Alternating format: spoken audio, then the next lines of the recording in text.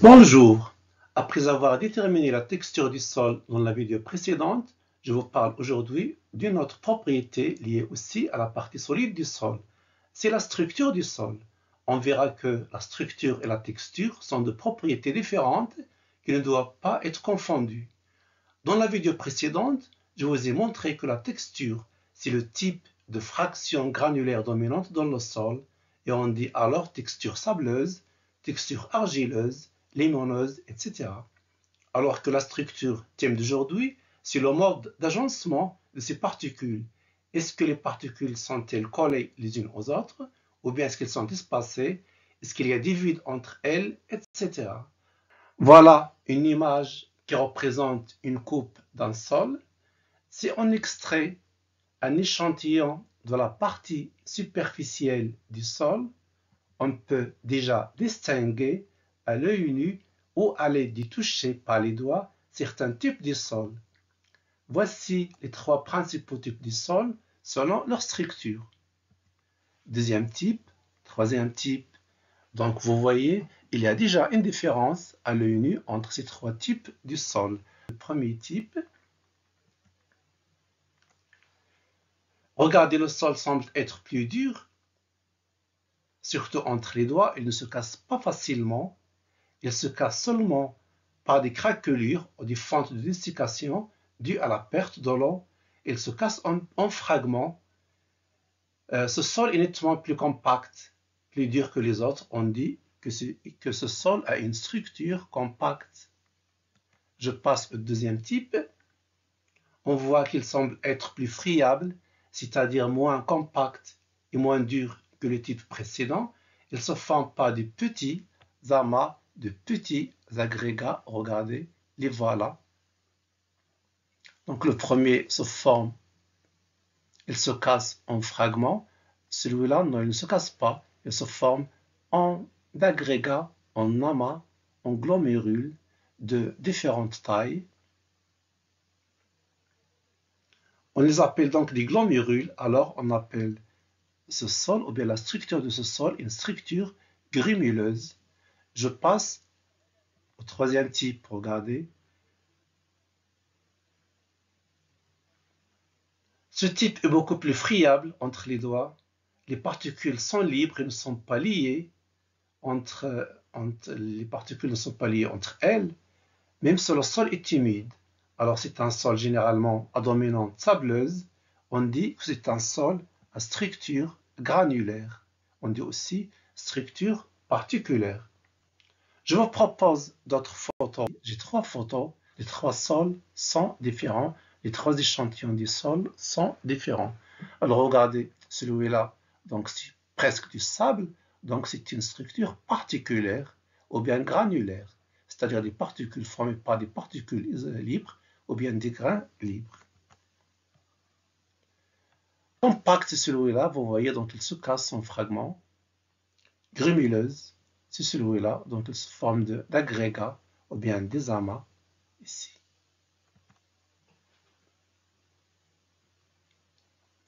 Je récapitule la définition, c'est la disposition des particules des sols et leur mode d'assemblage.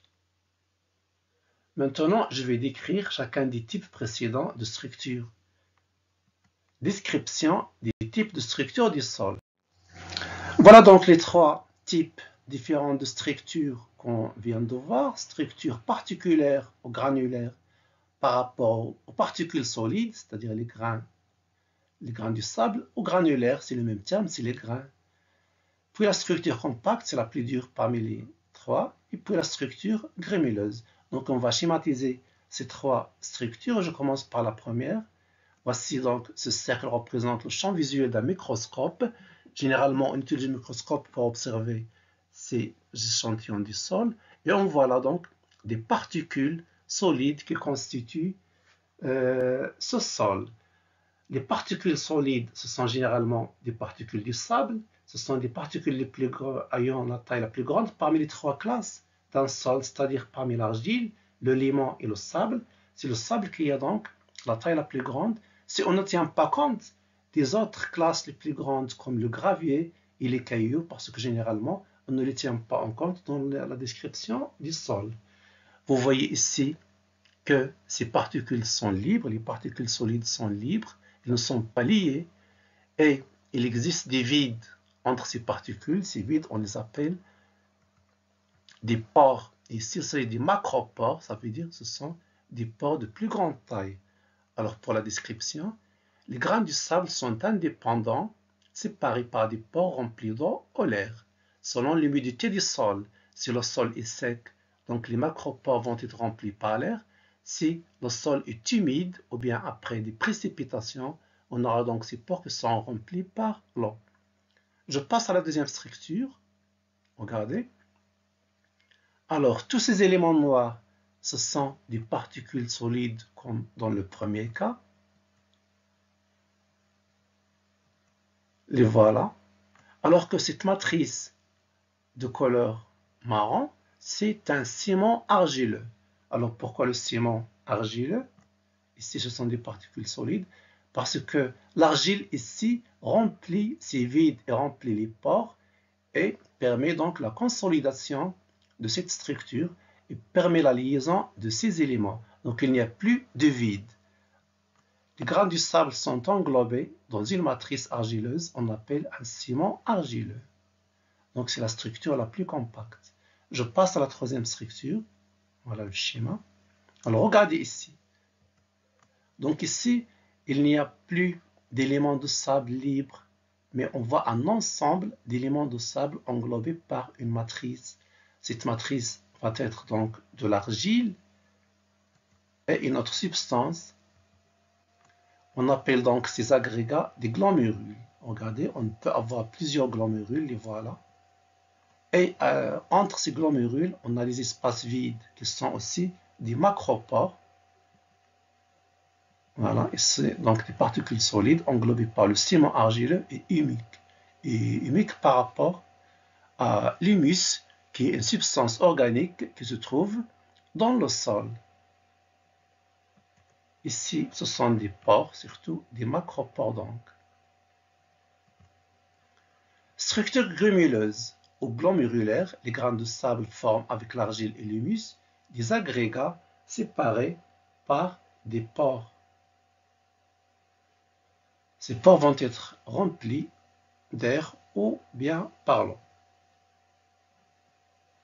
Donc, ce qui diffère entre ces trois structures, c'est le degré d'accollement entre les particules et la présence ou l'absence des vides ou des pores entre ces particules. Voilà donc, je viens de finir la deuxième propriété du sol liée à la partie solide, donc la structure, après avoir déjà vu la texture. Je continue donc à citer les autres propriétés du sol. Regardez, je vous rappelle donc qu'il se compose de trois parties différentes, une partie solide, une partie liquide, une partie gazeuse. Je vous rappelle donc la partie solide est constituée de deux parties aussi, son tour, une partie organique et une partie minérale. On se contente, nous, ici, à la partie minérale qui constitue, ou bien constituée, de trois classes granulaires, l'argile, le limon et le sable. On a déjà étudié donc les deux propriétés liées à cette partie, c'est la texture et la structure.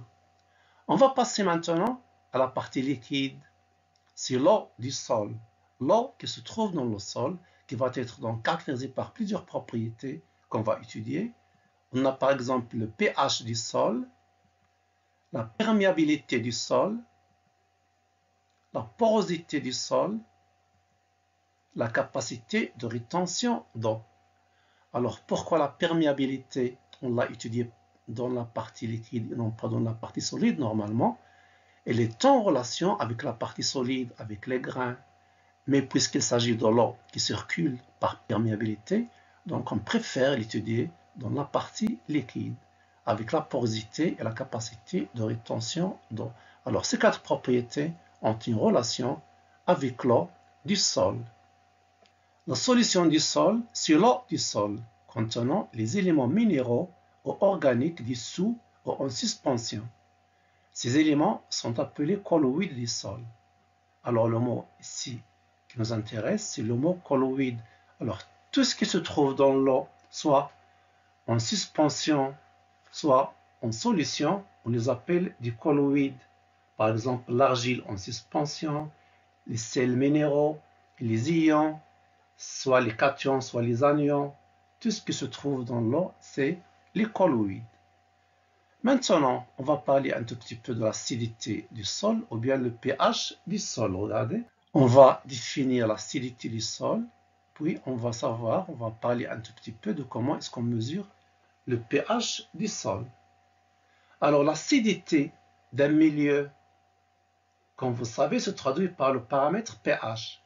C'est la même chose pour les sols. Le pH varie selon une échelle qui va de 0 jusqu'à 14. Regardez ici.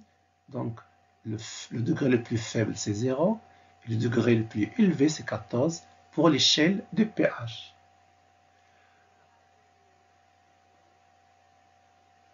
Donc, on a 3 cas.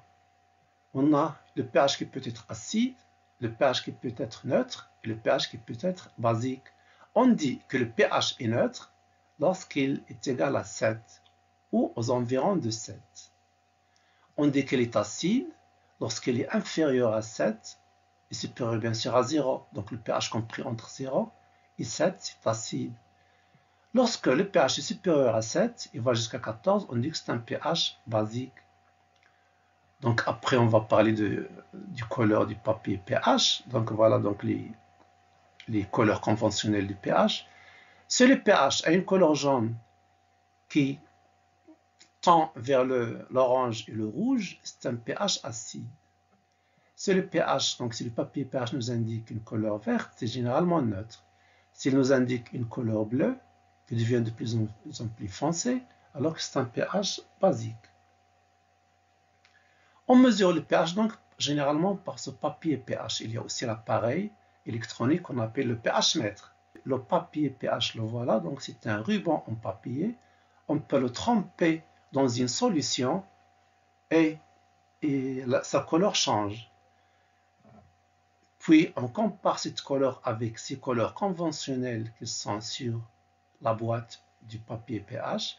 Après comparaison de la couleur, on peut estimer, on peut arriver à déterminer le degré de ce pH et dire est-ce qu'il s'agit d'un pH acide, neutre ou bien basique. Alors pour travailler sur le sol, c'est la même chose. Pour mesurer le pH d'un sol, on ne peut pas le mesurer sur un sol sec. On prend généralement un échantillon du sol, on le mélange dans un récipient avec une quantité d'eau, généralement sur le distillé, puis on le filtre. Et le filtrat qu'on obtient, c'est dans ce filtrat donc on peut mesurer le pH en trempant le papier pH dans le filtrat et il nous indique le pH. Alors définition, l'acidité c'est le pH du sol, c'est-à-dire la concentration du cation H+. Le sol est acide si le pH est inférieur à 7 et neutre si le pH est égal à 7. Le sol est basique ou alcalin si le pH est supérieur à 7. Mesure du pH.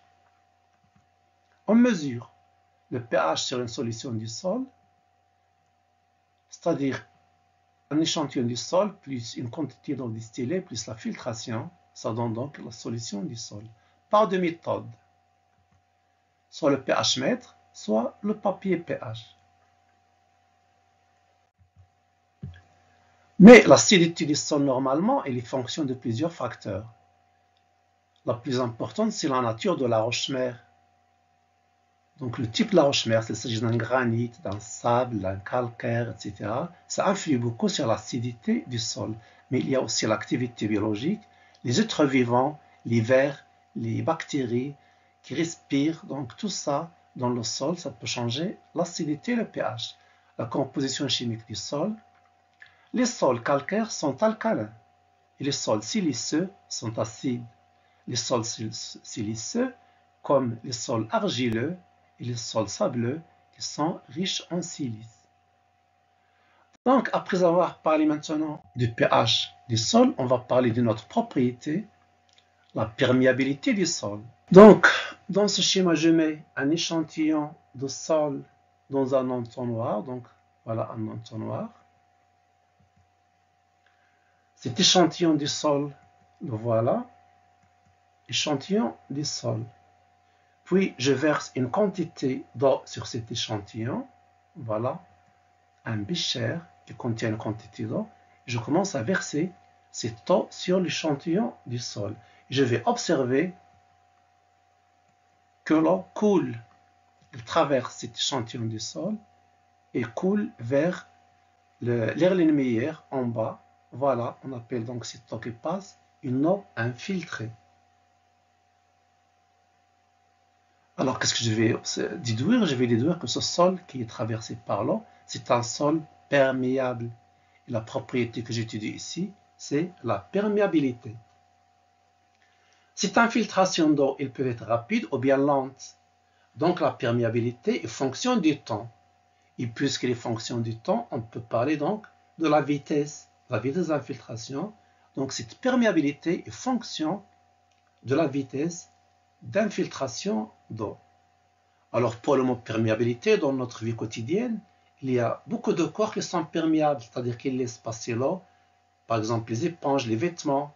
Mais il y a aussi des corps imperméables qui ne laissent pas passer l'eau, comme le plastique, le verre, le bois, les métaux, etc. Donc, je marque ici l'observation que je viens de dire ici. Alors là, c'est le schéma de l'expérience de mise en évidence de la perméabilité d'un sol. Observation. Un volume d'eau a traversé l'échantillon du sol et s'est infiltré en bas. Donc, ce sol est perméable. Donc, c'est quoi la perméabilité? C'est la capacité du sol à se faire traverser par l'eau. Il se traduit par la vitesse d'infiltration de l'eau vers le bas. Relation entre la perméabilité et la texture et la structure du sol. Donc, on va voir ici donc, quels sont les facteurs qui régissent cette perméabilité. Pourquoi cette perméabilité peut être importante, ou bien elle peut être faible, ou bien pourquoi est-ce qu'il y a des corps, est-ce qu'il y a des sols qui sont imperméables.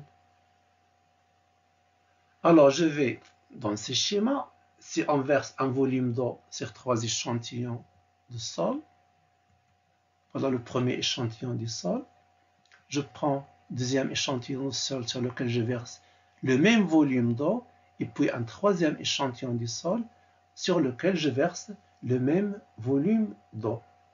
Puis on va observer donc que dans le premier cas ici, regardez, la quantité ou bien le volume d'eau infiltré est grand. Ici, le volume d'eau infiltré est moyen. Ici, c'est un volume très faible.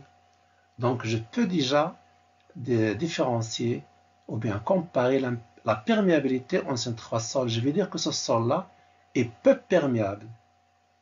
Si l'eau n'a pas pu passer, je vais dire que c'est un sol imperméable. Ici, c'est un sol à perméabilité moyenne. Et là, c'est un sol à une perméabilité forte.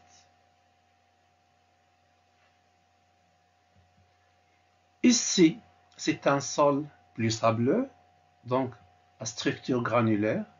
Là, c'est un sol limoneux à structure grémuleuse. Et là, c'est un sol argileux à structure compacte. Donc déjà, on peut dire que le sable, ou bien les sols sableux à dominante sableuse, ce sont des sols perméables.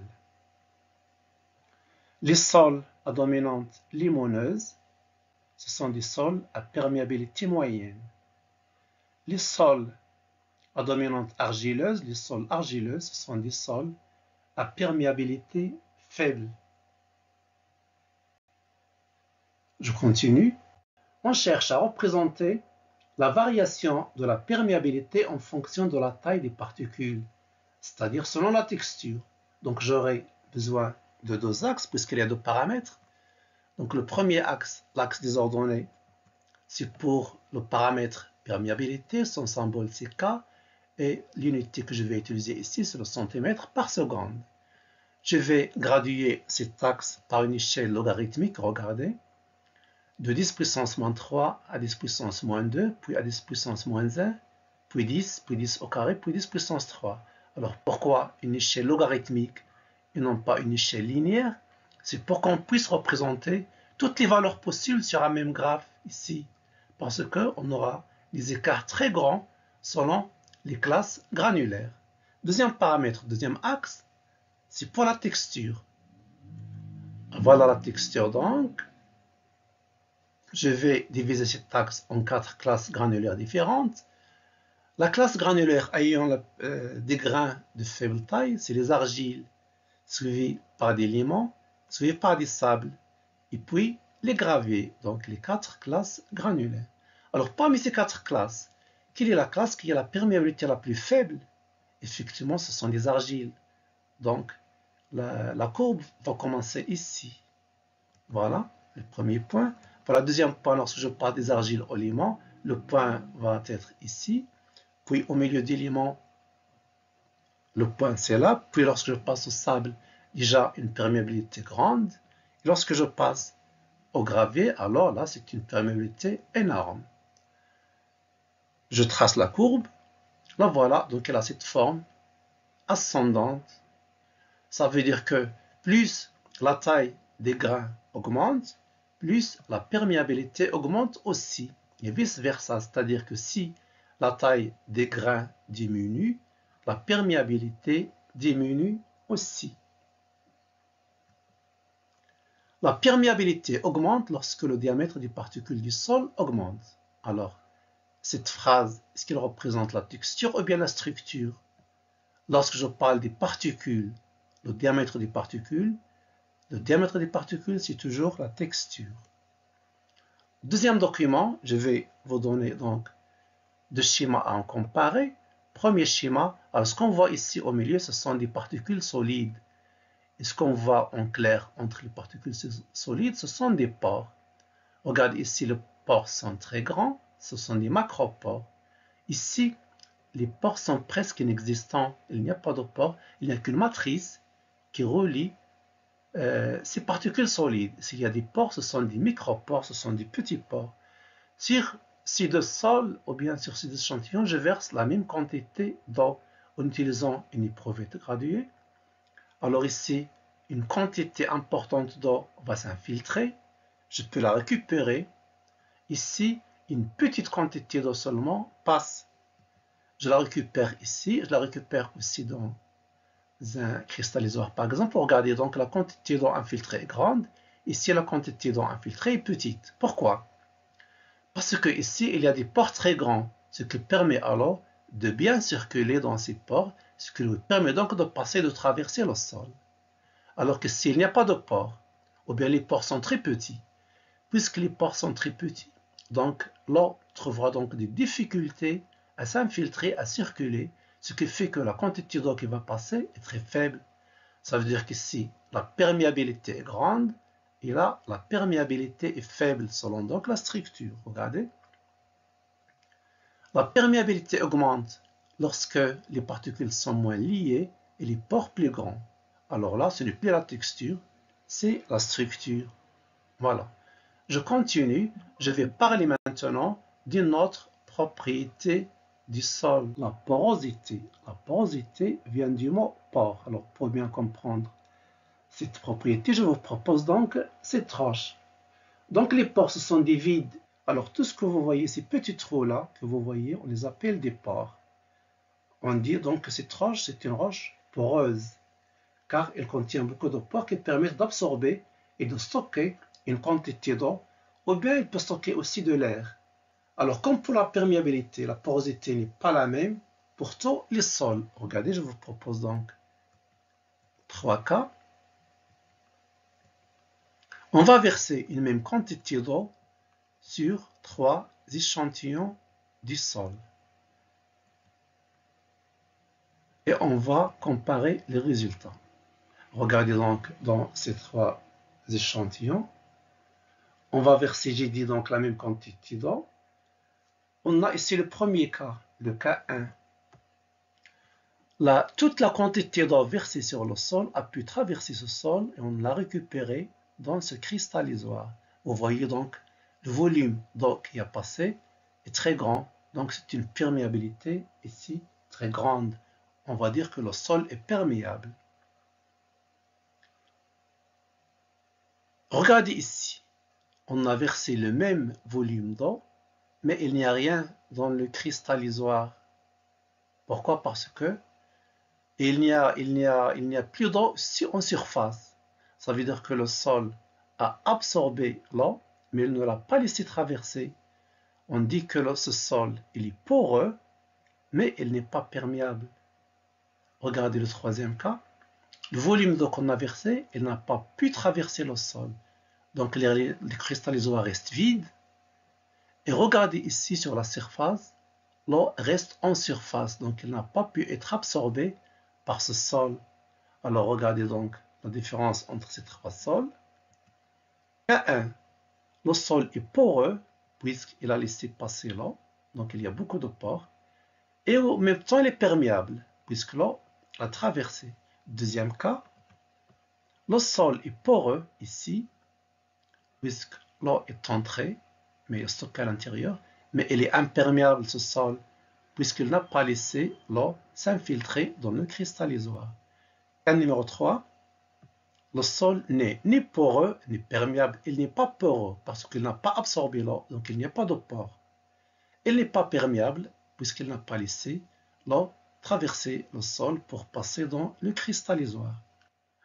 Voilà donc relation entre porosité, texture et structure. Voilà donc les trois schémas qu'on a déjà vus tout à l'heure.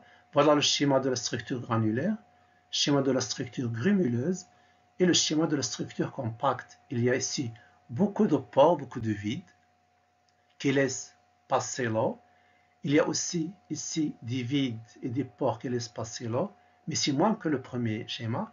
Ici, il n'y a pas de vide, il n'y a pas de pores qui vont laisser circuler l'eau. Donc, comment il sera la porosité ici?